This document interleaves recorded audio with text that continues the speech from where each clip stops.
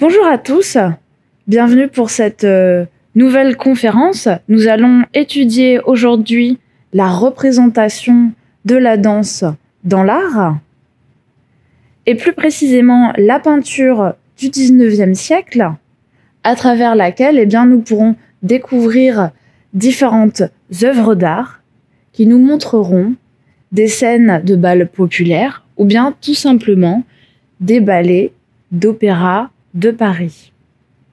Mais juste avant d'aborder la peinture du 19e siècle, je vous relaterai l'histoire de la danse, de la préhistoire jusqu'à nos jours, pour bien appréhender ces scènes du 19e siècle. Qu'est-ce que la danse ? La danse fait partie de ce qu'on appelle des arts du temps. En effet, lorsqu'un danseur évolue sur la scène, il évolue avec la musique. C'est un art qui dure dans le temps. La danse peut être à caractère festif, à caractère artistique, religieux ou bien sacrificiel, comme nous allons pouvoir le voir tout à l'heure. Elle peut également exprimer des émotions, comme de la joie, de la tristesse, raconter une histoire et plein d'autres choses. La danse fait partie de l'art, avec un grand A. Depuis l'aube de l'humanité, la danse fait partie de la vie des gens. Certaines grottes préhistoriques, notamment en Dordogne, présentent des scènes de danse, comme nous pouvons le voir dans certaines grottes. Les Égyptiens utilisaient également la danse pour leurs rituels et différentes danseuses pouvaient évoluer dans les temples accompagnées d'un prêtre. Ces danses étaient à caractère religieux. Un peu plus tard, dans la Grèce antique, on retrouve également la pratique de la danse, que ce soit à but militaire ou bien sacré, c'est-à-dire que des danseuses vêtues de blanc pouvaient évoluer autour d'un autel où un animal pouvait être sacrifié. On retrouve cette même technique de la danse dans la Rome antique, où on retrouvait ces femmes vêtues de blanc qui dansaient main dans la main, en rond, près d'un autel, lorsqu'un sacrifice était effectué. Nous avons quelques traces de ces scènes de danse grâce à la découverte des sites d'Herculanum ou bien de Pompéi, dans lesquels nous avons pu retrouver des fresques montrant ces danses.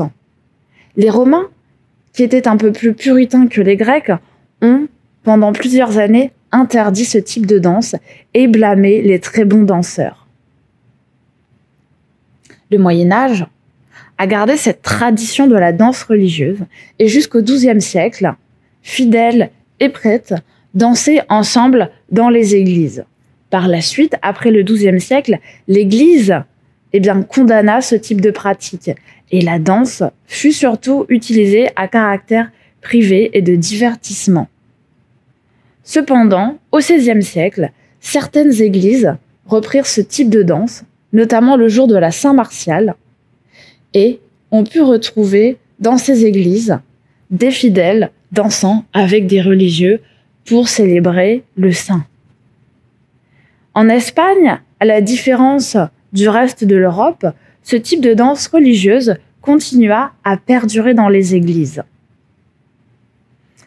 De l'époque moderne jusqu'à nos jours, différents types de danse arrivèrent et furent créés par l'homme, que ce soit la gaillarde par exemple, qui est une danse qui nous vient de France, qui était tantôt vive, tantôt lente, ou bien tout simplement la valse, apparue au XVIIIe siècle et que les Français prirent aux Allemands ou bien aux Autrichiens.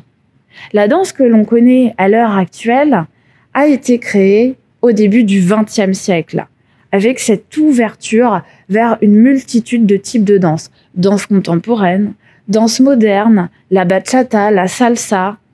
Il y a vraiment eu une rupture avec la danse plus traditionnelle, plus académique, qu'on peut connaître encore à l'heure actuelle dans la danse classique, avec une danse plus libre que va présenter la danse contemporaine, qui sera souvent vouée à une danse d'improvisation. Après ce tour dans le temps de la danse, concentrons-nous sur différentes œuvres d'art du XIXe siècle nous présentant des scènes de danse à vocation festive ou bien artistique, comme ces danseuses de l'Opéra de Paris que nous allons découvrir.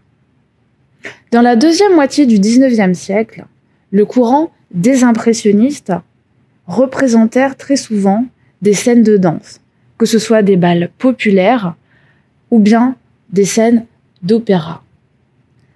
Un des plus grands artistes de ce mouvement, qui apparut dans la deuxième moitié du XIXe, est Renoir. Découvrons à présent une de ses œuvres. La première œuvre que je vous présente ici est Danse à la ville, qui est une œuvre qui a été réalisée en 1883 et qui est exposée de nos jours au musée de Orsay. Sur cette œuvre, nous pouvons voir un jeune couple évoluer, enlacé, comme si il valsait. Les couleurs sont quelque peu froides, très douces, comme pour sublimer cet instant d'amour et de grâce que nous montre le couple. Il faut savoir que les impressionnistes, qui peignaient en plein air, avaient une touche très rapide et focalisaient beaucoup leur peinture sur la couleur, qui était très lumineuse. Ici, on voit que la couleur est plus polissée, moins pétillante. Eh bien, cela est dû à une nouvelle technique qu'a employée l'artiste dans la deuxième partie de sa vie. Après être allé à Rome, où il a pu admirer les œuvres de Raphaël, présentant une grande attention plus sur le dessin que sur la couleur, eh bien, Renoir s'en inspira et renoua avec cette technique de la peinture qui se focalisait plus sur le dessin et moins sur la couleur. On va donc avoir une intention plus apportée au dessin et moins à la couleur. Les contours vont donc être plus nets au niveau des personnages et des différents éléments.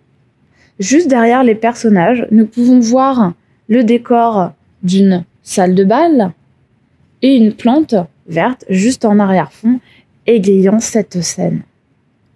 Les œuvres au musée d'Orsay sont presque de grandeur humaine. En effet, elles font 1,80 m de haut. Nous permettons de nous mettre à la place de ces danseurs comme pour évaluer avec eux au son de la valse. La deuxième œuvre que je vous présente est une œuvre complètement différente. On va se séparer de ces danses de salon pour aller dans des scènes de bal populaires. Le bal du Moulin de la Galette, qu'a réalisé Renoir quelques années avant Danse à la ville, fut réalisé en 1876. Vous pouvez le voir également au musée d'Orsay. Cette scène présente un bal qui se tenait au Moulin de la Galette sur la butte Montmartre. Pour réaliser cette œuvre, Renoir resta plusieurs mois juste à côté de ce bal, reprenant inlassablement sa toile pour donner un rendu parfait. Comme je vous le disais auparavant, les impressionnistes représentaient très souvent leurs salles et leurs scènes en plein air. Pour cela, ils étaient obligés de réaliser des tableaux avec des touches très rapides pour éviter que la peinture sèche et pour obtenir un résultat montrant la représentation d'un instant T. Effectivement, les impressionnistes s'intéressaient particulièrement à rendre sur leurs œuvres un instant précis, comme un coucher de soleil ou bien le reflet d'un arbre dans la rivière. Et bien là, Renoir a voulu dépeindre l'instant de bonheur que des gens pouvaient vivre lors d'un bal. Il s'est focalisé sur différents de leurs gestes, sur certaines de leurs mimiques qu'ils pouvaient avoir en évoluant au son de la musique ou bien tout simplement en étant accoudés sur des tables. Ce tableau présente différents espaces. Vous avez sur la droite du tableau des personnages assis à des tables. On les voit bavarder, fumer, rigoler, parler. Et sont représentés différents amis du peintre, comme le célèbre écrivain Georges Rivière. Juste à côté, une femme est assise sur un banc. Il s'agit d'Estelle, une amie du peintre Renoir. Un peu plus sur la gauche du tableau, nous pouvons voir évoluer des danseurs au son de la musique et différents couples enlacés et dansant. Dans le fond de l'œuvre, différents bâtiments sont présents, ainsi qu'un orchestre faisant évoluer la danse. Cette scène fut exposée à un salon de peinture de 1877 et Georges Rivière, qui est présent dans ce tableau, indiqua sur ce tableau qu'il était d'un grand réalisme. En effet, le peintre a été tellement attentif aux différentes émotions, aux différents gestes ou encore mimiques des personnages qu'il les a extrêmement bien retranscrits dans la peinture. Le traitement de la lumière est particulier dans cette œuvre. On a l'impression de voir quelques petites gouttes de lumière, quelques zones un peu plus lumineuses que d'autres.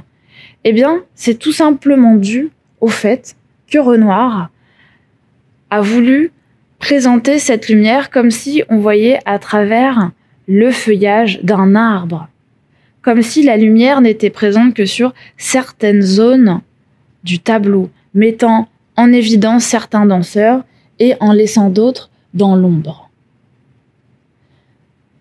Cela s'explique par la vue qu'avait l'artiste au moment de la représentation qu'il a fait de ce bal en plein air.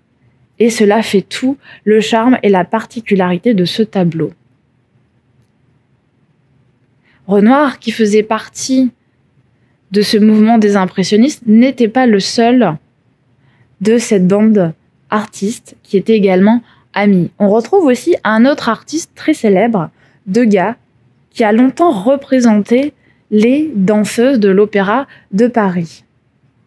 Il présenta et voit énormément de peintures à la danse, mais d'un caractère totalement différent de celle de Renoir, qui était plus vouée au caractère festif de la danse qu'on pouvait trouver dans des bals ou encore dans des bals de salon plus guindés, avec des personnes de classe plus aisée que la scène du bal du Moulin de la Galette, plus populaire. Degas réalisa en 1870-74 la classe de danse, qui montre non pas la représentation d'un ballet, mais les coulisses de préparation d'un opéra. On y voit les danseuses se relâcher quelque peu après une leçon de danse avec leur maître Jules Perrault, qui frappait à l'aide d'une canne sur le sol le rythme de ses cours de danse.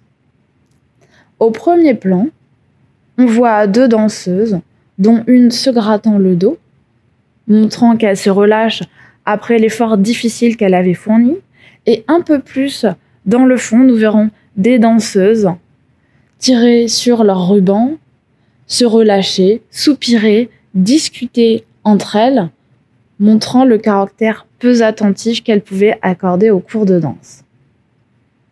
On retrouve les tenues traditionnelles des danseuses classiques, un tutu, un buste en soie et un ruban dans les cheveux et les fameux chaussons de danseuses classiques. Degas, qui était un grand habitué de l'Opéra de Paris, était introduit dans ses leçons de danse grâce à un ami musicien qui travaillait pour l'Opéra de Paris. il voua énormément de tableaux à ces petites danseuses dans les années 70. Il accordait également une grande importance de ce tableau au niveau du plancher de l'œuvre. Véritable outil de travail pour ces danseuses classiques qui évoluaient au son de la musique sur ces parquets. Un cadrage particulier a été donné à ce tableau pour permettre une grande attention à ce parquet et donner un effet de profondeur à cette œuvre. Degas réalisa quelques années plus tard une sculpture en cire qui défraya la chronique, tellement elle était réaliste. Cette œuvre s'intitule La petite danseuse. Pour réaliser cette statue, il fit poser Marie van Goethen, fille d'un couple belge pauvre installé dans le 9e arrondissement de Paris. Elle et sa sœur Antoinette étaient deux petits rats d'opéra de l'Opéra de Paris. On la voit posée au niveau de cette statue en 4e position de danse au niveau des pieds. Les mains sont derrière son dos. Elle regarde en l'air et ses épaules sont vraiment mises en arrière. Elle porte un ruban dans les cheveux, un tutu en tulle et un bustier en soie et ses fameux chaussons de danse. Pour représenter cette statue, dans un premier temps, Degas l'avait réalisée en cire. Elle avait sur elle un véritable bustier en soie et un tutu en tulle, un ruban dans les cheveux et les chaussons en tissu. Une coiffeuse avait même réalisé pour cette statue une coiffe à base de cheveux. Et cette statue était tellement réaliste, la carnation était tellement réelle que les personnes qui l'aperçurent au salon de 1883 prirent peur et s'exclamèrent que même le regard de la danseuse était vicieux. C'est assez extrême qu'en jugement, mais cela vexa tellement Degas qu'il ne la présenta plus jamais au public et la garda pour lui seul. Quelques années plus tard, au début du XXe siècle, un galeriste fit couler en bronze différents exemplaires de cette statue. Et c'est un de ces exemplaires que nous pouvons voir de nos jours au musée d'Orsay. Sur cette statue en bronze n'a été rajouté que le tutu et le chouchou dans ses cheveux, qui sont en tissu. Le reste est tout simplement de bronze. Après avoir été petit rat d'opéra, Marie van Goethen, qui était issue d'un milieu très pauvre, dut se prostituer ainsi que sa sœur Antoinette. On connaît le nom de ces modèles puisque Degas l'a relaté dans ses carnets. À travers ces différents exemples de scènes de danse, nous avons pu voir que les artistes ont quelque peu sublimé la représentation de la danse à travers ces magnifiques œuvres très lumineuses qu'ils ont pu réaliser. On voit également que la danse est un art très important pour les sociétés humaines. Elle permet de se divertir, elle permet de sublimer le mouvement du corps humain à travers tout simplement un ballet.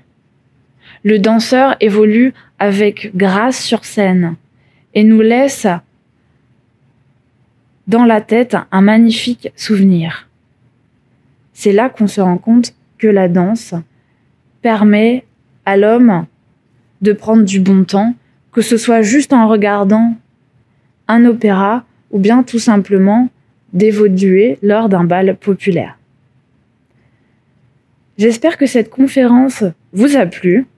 On se retrouve sur Internet pour d'autres conférences et dès la fin du confinement, eh bien, on pourra se retrouver à la Maison des Arts et de la Culture, au niveau du musée numérique des Microfolies, tous les mercredis et samedis après-midi. Merci à tous.